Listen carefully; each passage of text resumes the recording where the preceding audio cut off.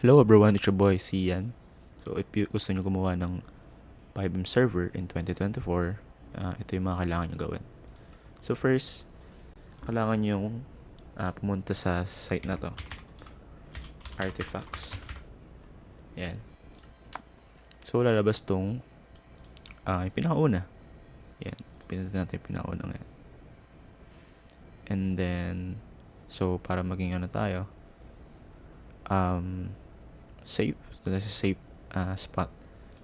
Kunin natin yung latest recommended na resources.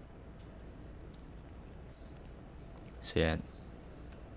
Pag na-download nyo na yan, gumawa kayo ng folder para sa paglalagyan nyo ng server nyo. So, gusto ko siya ilagay sa drive ko, sa drive D.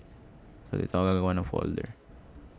So, ilagay natin is 5M server. Okay na yan. Kasi dyan natin ilalagay yung tinownload natin, which is ito.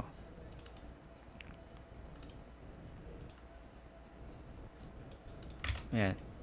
So, drag lang natin kung gusto nyo, or kung anong gusto nyo para i-transfer, pamamaraan para nyo i-transfer. So, ako gusto ko i-drag na lang. Pwede nyo delete, or kayo kung gusto nyo i-stay lang din. Then, ayan. Then, after nyan, is i-run natin to. 5M server. FX server, rather. Yan. Gusto natin makita. Ayan. 5M server. Kung may .exe yan, yan. .exe. Yan. Open yan.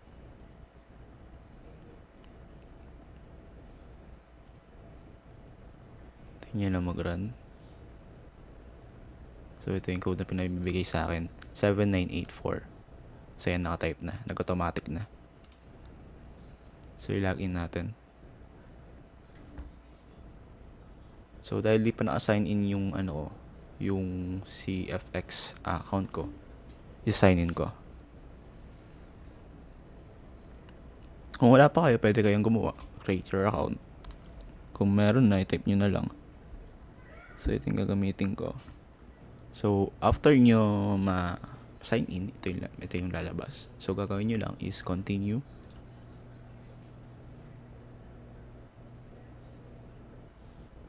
And type nyo yung password na gusto nyo, or pwede yung password ng CFX nyo, CFX account nyo.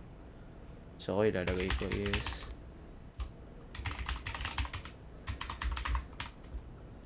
then type nyo lang ulit to confirm. Then I have read and agree to the CFX. Yan, create master account. Next nyo lang kung anong gusto nyo yung name, server name. So ako gusto ko Sian Lazy. And next is we have mga option. So kung meron kang kunyari bumili ka ng server file sa some stores, pwede mo itong gamitin to existing server data. So kung wala ka pa naman talaga, from the scratch ka talaga, piliin mo yung recommended na popular recipes. So pang RedM to, then this is for 5M. So meron tatlo na pang 5M. Kung gusto mo framework mo is sa ESX, ito. Kung QBus naman, pwede rin itong QB Core. And kung gusto mo wala talaga, na parang gusto mo lang mag-run ng server, pero wala pa talaga mga scripts, pwede mo piliin yung CFX default 5M. So ako, mas prefer ko yung QB Core framework. Ito pipiliin ko. Pero gusto talaga ng pang ESX, pwede rin. Pang default, yan. Default. Gawin lang is-save. And i-deploy natin. So, yan. Kung makita mo.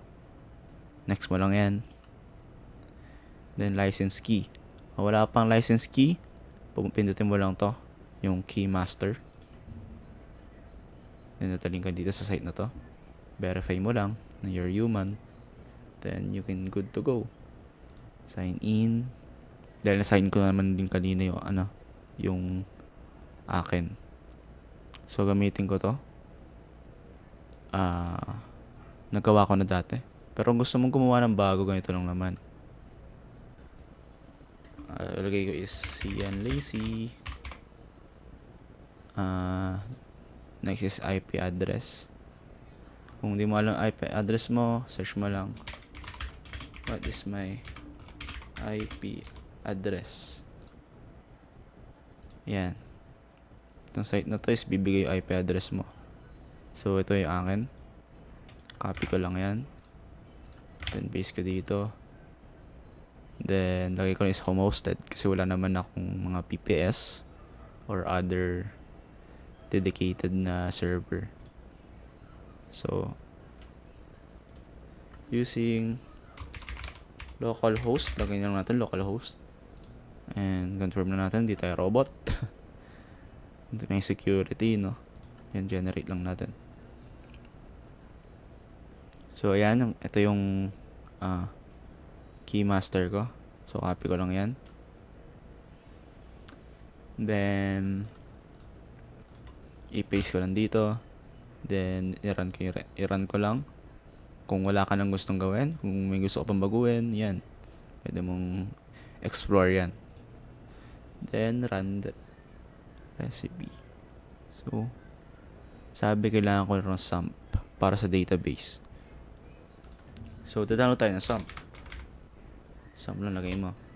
Yan. Then, visit mo yung site. And meron dito tablo pang Apple Apple OS and Linux and for Windows. Maybe gusto natin Windows kasi naka-Windows tayo. Then direct nyo to download. Wait lang natin.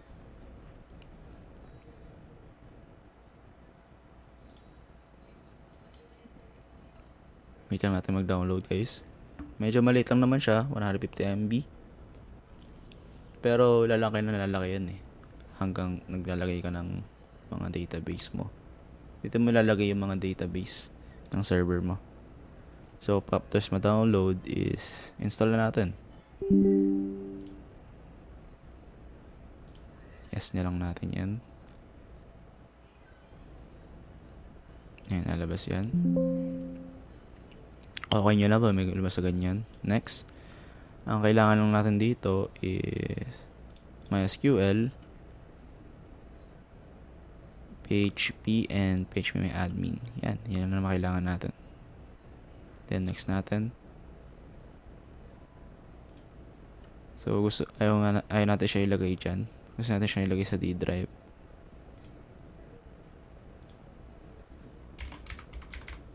Yan.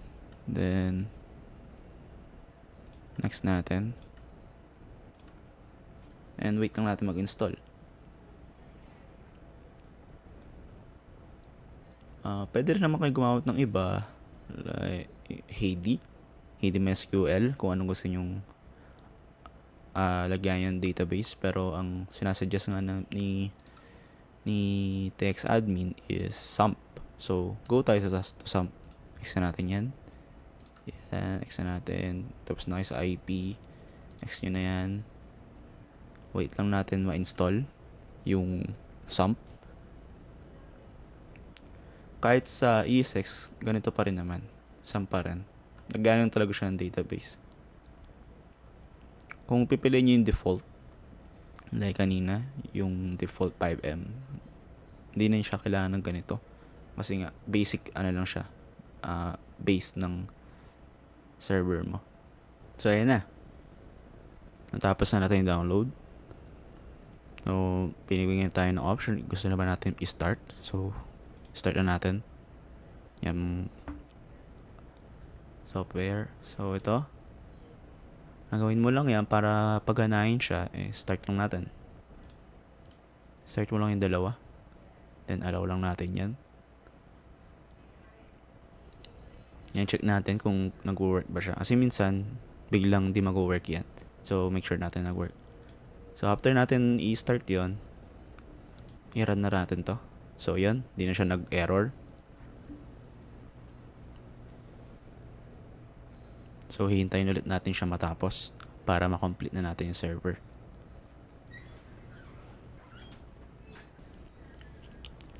So, ayun guys, natapos na nga yung process. So, next natin, next lang natin siya. Then, yan. Yan na yun. Pwede mong baguhin yung host name. So, natin. Siyan, lazy lang. Ayan. And, pwede mong explore yan. Marami pang pwedeng gawin dyan. So, sa atin naman is, gusto lang natin magpatakbo ng server. So, save and run server natin. Makita nyo, marami na agad scripts dahil nga yung kinuha natin is yung bundle ng QB Core. Nakita nyo yung part na ganito, ibig sabihin, good to run na siya. So, bibigyan ka bigla ng folder. So, ayun yung folder. Minimize lang natin.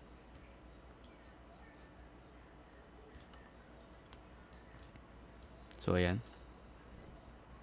Makita mo yan. Sa akin kasi nilagay siya sa D. Kung sa C nyo naman siya ilagay, is magpapapagod siya dito sa desktop nyo. So, and ito yung logo natin. Pwede nyo siyang palitan. So, palitan nyo lang. Make sure the same size. Ito yung mga files natin. Mga resources natin. Ito din, wala naman kayo kailangan na yun dyan. Magkano muna siya pakialaman as much as possible. Ito yung mga default maps. Hospital, dealer, car dealer yan for sure. Ito yung prison map.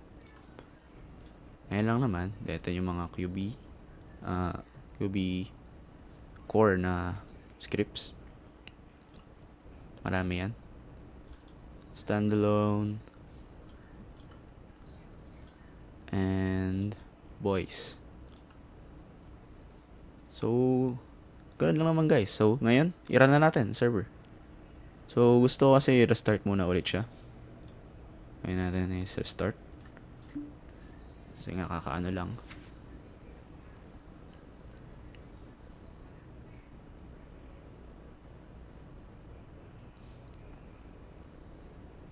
Ayan guys. Yeah. Nakita niyo yan, good to go na yan. Ito yung naman, explore naman natin yung text admin. So, ito yung dashboard mo. Pwede ka mag-restart server, stop my server, start my server. Ito makita yung mga players. Dahil wala pa, kasi di pa pumapasok. Pwede mo explore yan. Napakadaming pwedeng matutunan dyan. Settings. Yan. Yan. Okay. Go to 5M. Run natin 5M.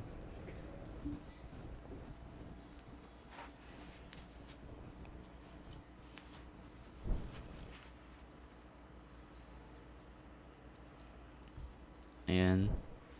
And connect tayo.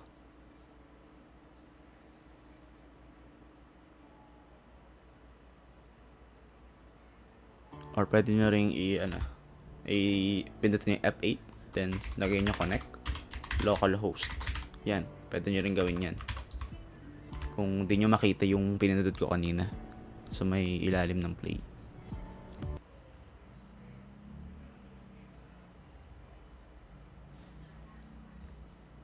Then, gawa tayong character. Ayan natin name. CN. Lazy. Nationality.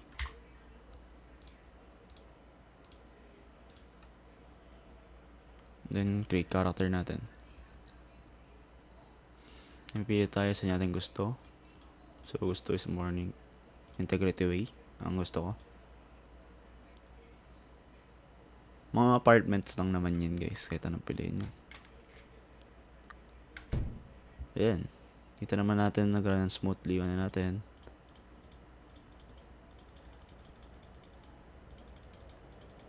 Yan. Yan. Explore nyo yan. Pwede nyo explore yan. Dami dyan. So, damit. Ang mga damit dito pa naman is default, kaya di natin masyadong anuhin to. Diba?